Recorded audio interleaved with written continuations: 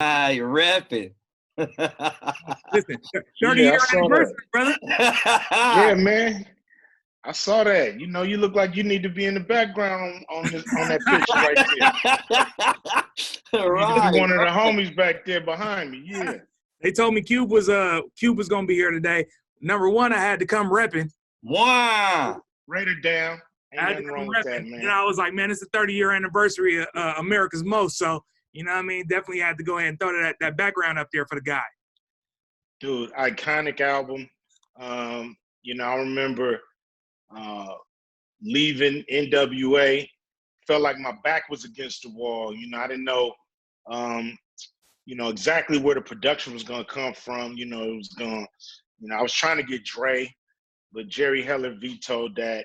Yeah. I was thinking about Pooh, DJ Pooh, some of the West Coast homies that was doing music. And then I had a chance to work with the Bomb Squad. And, the rest is history. Once the Bomb Squad gave me the love, it was all over. Yeah. It was just lynch mob all day. All day. Look at it. Great times, man. Great times. Looking back on it, like, after putting out a classic collection and being, the West Coast anchor and legend in a large way, like, what is your favorite, like, after, doing it solo for 30 years, what's your favorite record that you got to put together?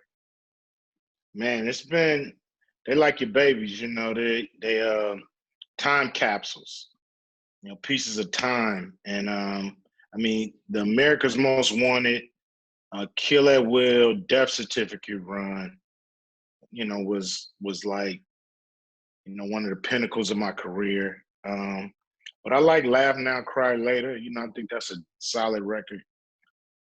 So, like I said, they are my babies. You talk about the West Side Connection, the Lynch Mob records.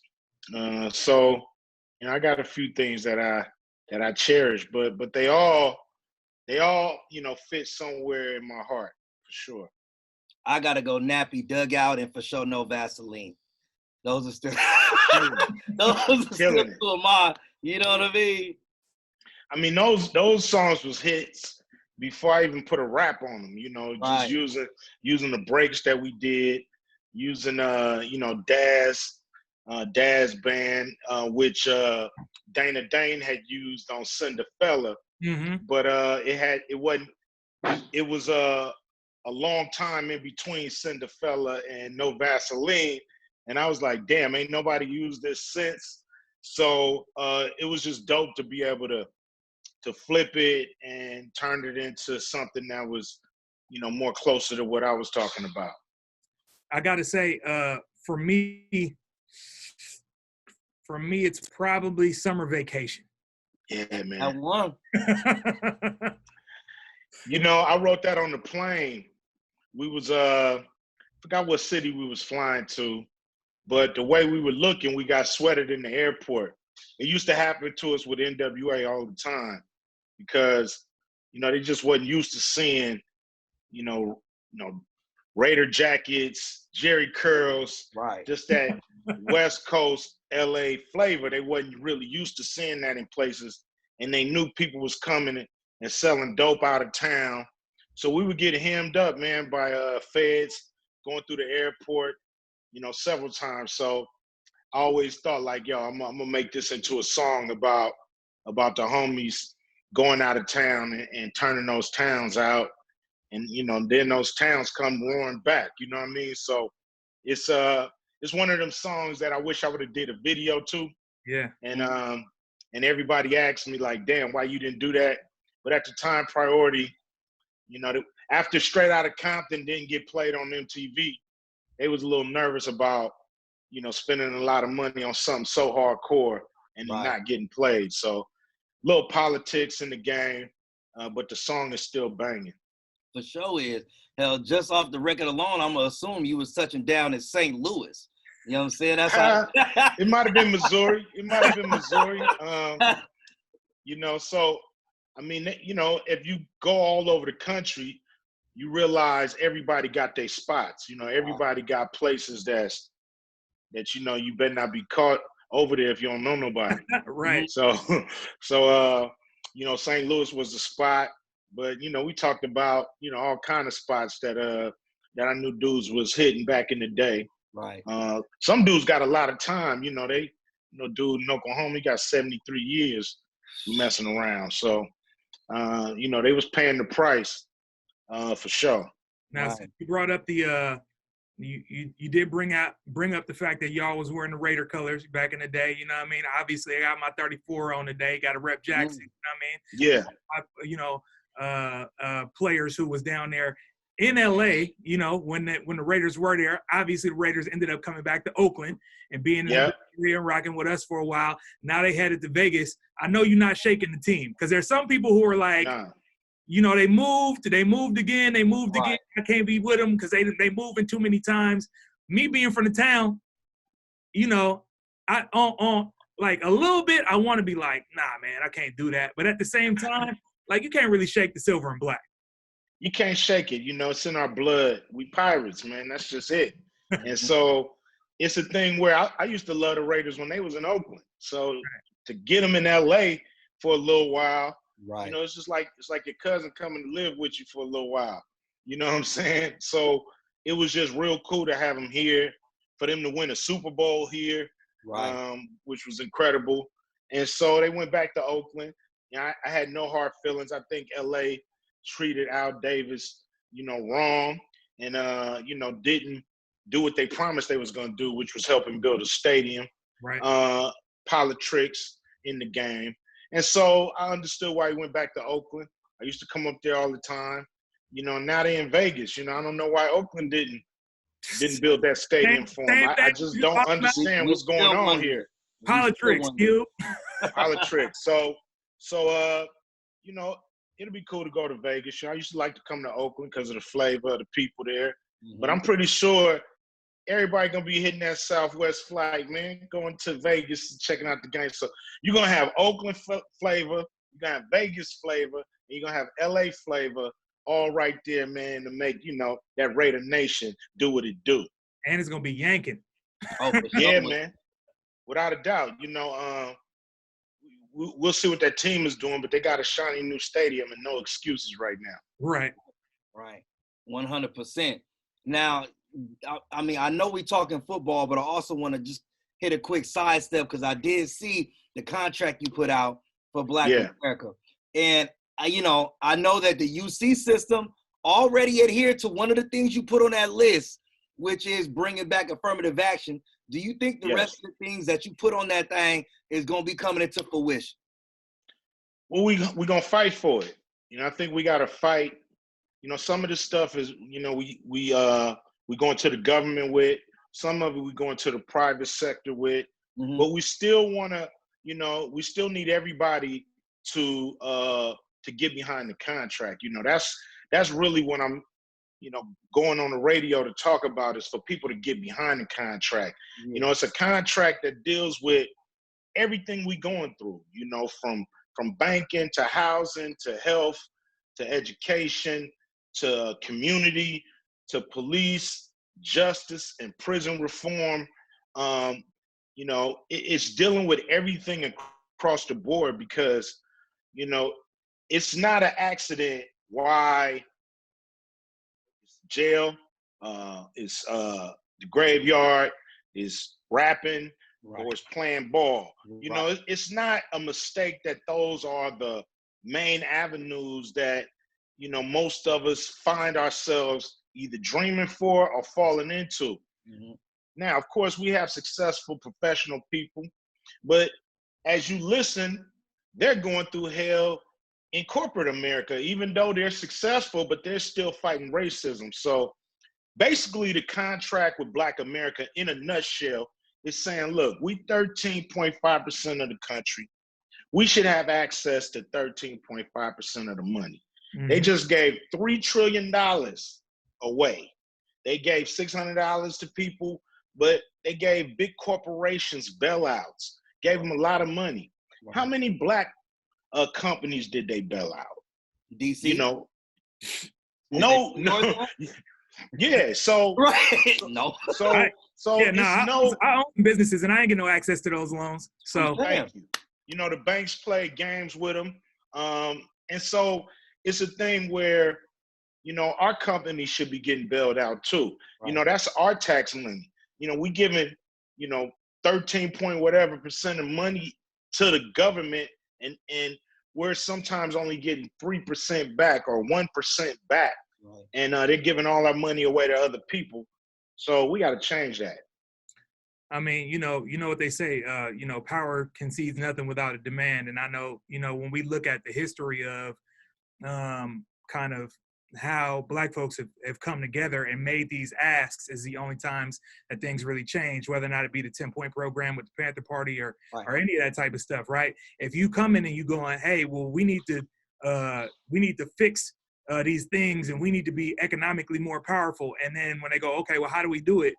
We don't have any answer for that. Then obviously they're going to give you some crumbs, and then, you know, it'll satiate you for a minute, but without a plan, like what you're talking about, you know, us all getting behind and moving forward on, obviously, you know, we're not going to get what's really going to get us out of the issues that we're dealing with right now. Right. Without a doubt. You know, that's why I put it together, because, you know, getting, like, if we did police reform, we would still be getting, you know, served in the justice system. We still be getting treated bad in the prisons. Mm-hmm. You got to change it all at the same time, you know, because one of them feeds the other.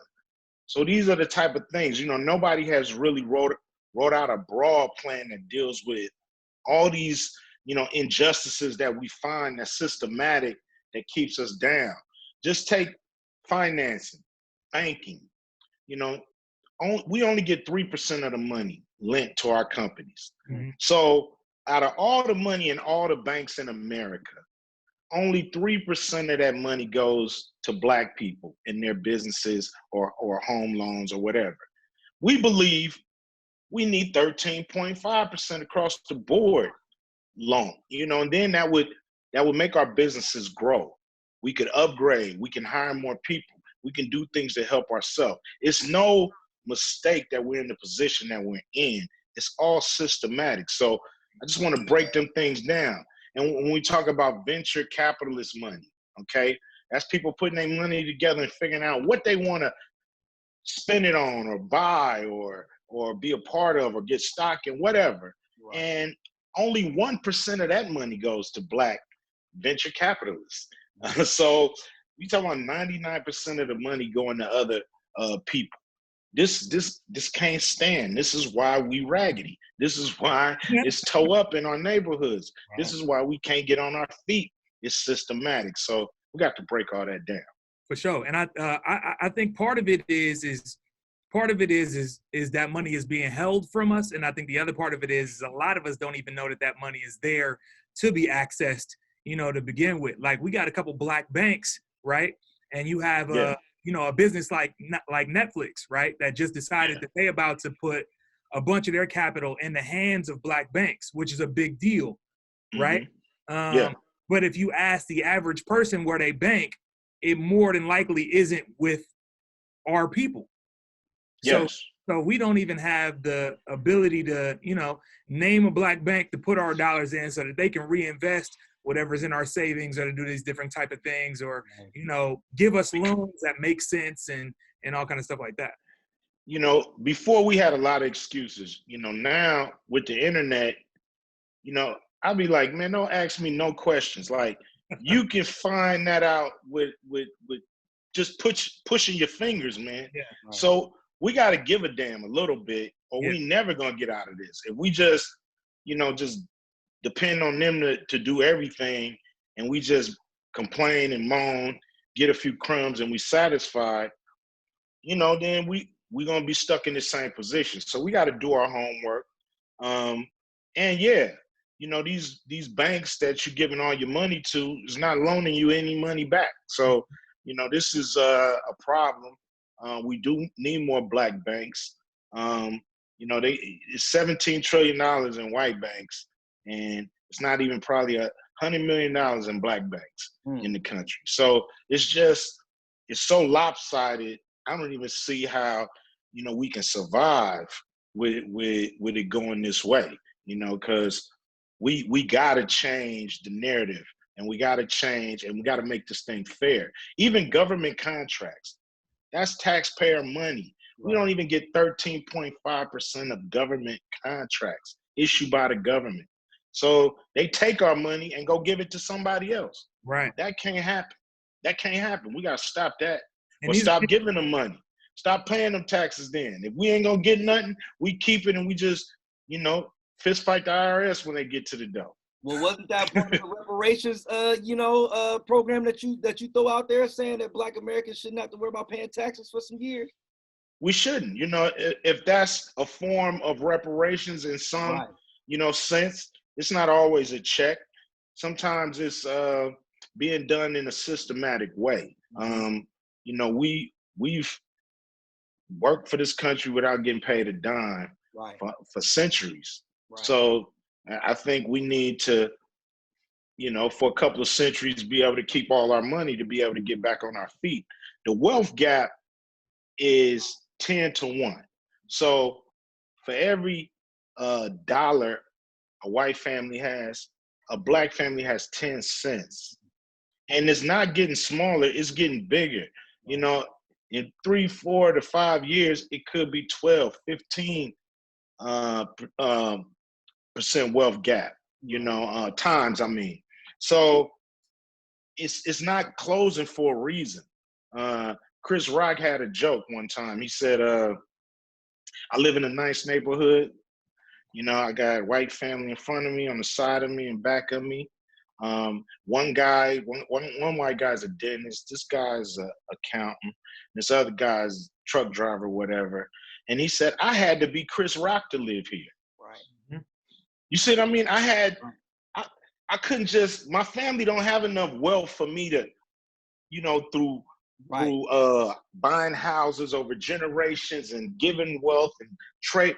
We ain't got it like that. So I got to be a superstar to even start right here, where these dudes are just regular old folks. So that tells you how far we got to climb.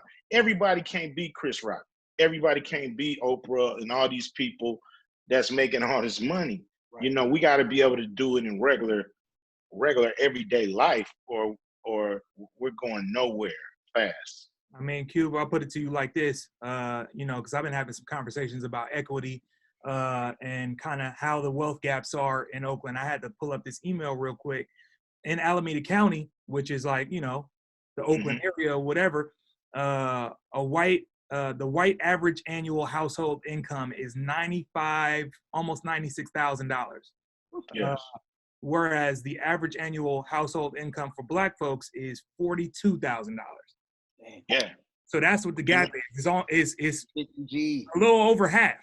Right. Yeah, it's big, and it's not, like I said, it's not closing. Yeah. It's getting wider.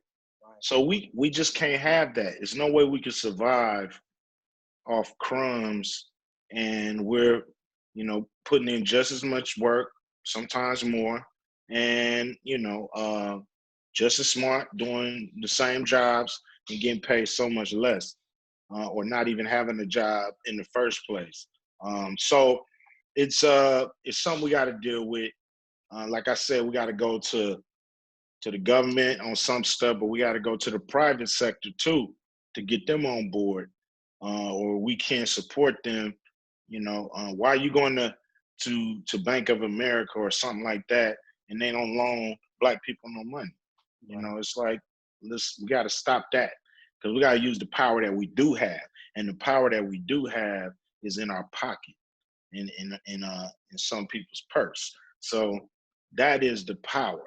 Yeah. And if you just don't care and you just give it to anybody, even people that hate you and can't stand your guts and want you, you know, basically reduced to you know, a subservient role in the society, right? Then you're buying it. You know, you're paying for your own bondage in a way. Bondage might be a hard word, but your last place. Your own demise, for sure. I mean, yes.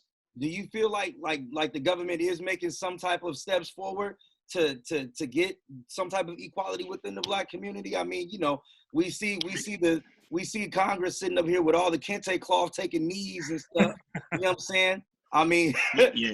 but do you think there's really going to be change happening, especially when we got this creamsicle in the White House? Small change. Call them a creamsicle.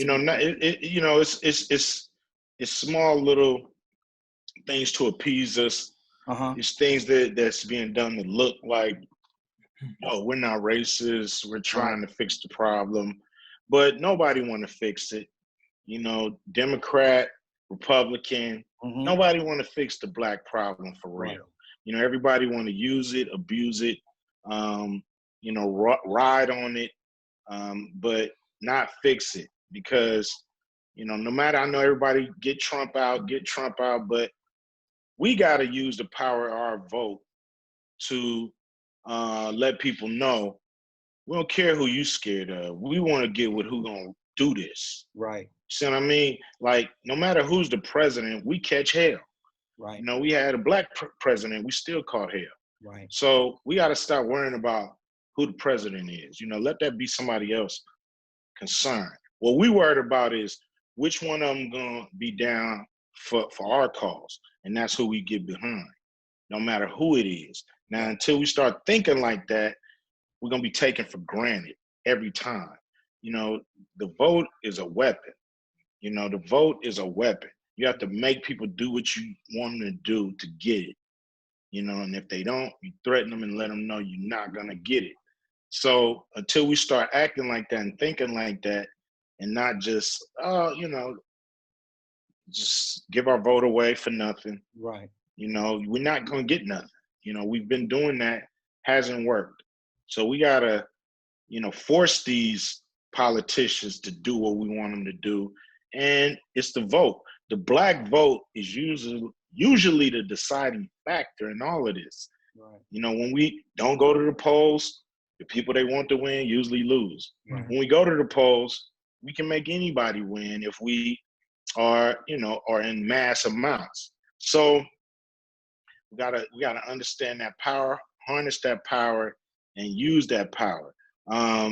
Everything I wrote in the contract with Black Amerikkka is nothing new. It's not like I done thought of this whole new thing and everybody like, oh, I never saw it this way. And wow, it ain't none of that. They know everything they need to do. It's political will. They basically saying, here's what we got to do. We know. Now make us do it. Right. Now you make them do it by saying, I'm not voting for your ass. And if you don't do it, I'm going to vote for somebody else. Now, one or two people telling them that, they can be like, yeah, right. Whole communities telling them that, especially in these city and state government races. Black vote can, man, you could change whoever you want in there, the Black vote can get it. The presidential race is a different thing, but in your city, your state, the Black vote is the deciding factor, and we need to use it like that and not just go with somebody who's talking nice, or they'll talk civil rights, but we need economic stability, right, and economic and financial some fortitude. So we need to catch up, and we need people that's going to help us do that. Well, Cube, I'll say this. You've been, you're not one of those folks who is talking this like it's brand new. We know that this has been your narrative and something that you've been pushing us for a long time. I often play, that Furious Styles scene, explaining gentrification in the neighborhoods, talking about how that's not new, and that's been a big buzzword over the past couple of years. But we appreciate you because you're absolutely true to the message. So if folks want to find out more about the contract with Black Amerikkka and to get on board and to just find resources about voting, I'm pretty sure you got that attached to it. Where do they go get the info at? Well, you can go to contractwithblackamerikka.com. Right now, it's in a big form. We're going to do a shorter form so people can kind of get it in bite-sized pieces so they can go out there and, we need people out there fighting for it and saying, we might not know what to do in every nook and cranny, but this contract right here covers a lot. In its broad strokes, but it covers the whole country in trying to do things in one swoop on a federal level and not just state by state, piece by piece, I mean. So just, right now it's just getting people behind it. Like, you don't know what to get behind, get your ass behind the contract of Black America. Because once the politicians hear it in the street and hear that this is what the people want, then it's easier for me to go meet with them and say, look, we got to have this, or you out of here. Right. Straight up. But just me going with this, they're going to be like, yeah, Q, nice plan. We need that groundswell from the people saying this is what we want. So get yourself familiar with it. We're going to put out, like I said, a shorter form this week. So if you don't want to look at that 27-page thing, we're going to have one that's about 4 pages that'll give you everything you need and everything you need to know about what we're trying to get done. Sure. And, you can't get it all done in one swoop sometime, but you can get big chunks done, and that's what we're going to try to do. All right. Hopefully everything you talking is going to come into fruition, man, because, from death certificate, you already had called it in, already knowing exactly what's going to happen in LA before the riot. So hopefully now you're going to go ahead and speak this into existence for what we need to do as a people. We're going to make it happen, man. We're going to will it into existence. Right. The thing is, America's going to change, or we're going to change it. One last thing, one or the other. Cube. Yeah. Some sports been back. There's been some sports back. Mo Big coming. Next year. All right. Okay. I'm just focused on freedom and equality right now. Basketball, I got to put that to the side to deal with this, man. We got a little window to make all our dreams come true. I heard that. And we need to use the fear that everybody have of Donald Trump to make what we want to happen. I heard that. Well, we appreciate you, OG. Thank you so much for joining us, man. Whole legend out here, Ice Cube, man. Appreciate everything, everybody in the Bay. You guys always, been down with me, from day one. We go back like 4 flats on the Cadillac. So, much love, much respect. Shout out to everybody in the Bay. Yeah. Appreciate you, bro. You too.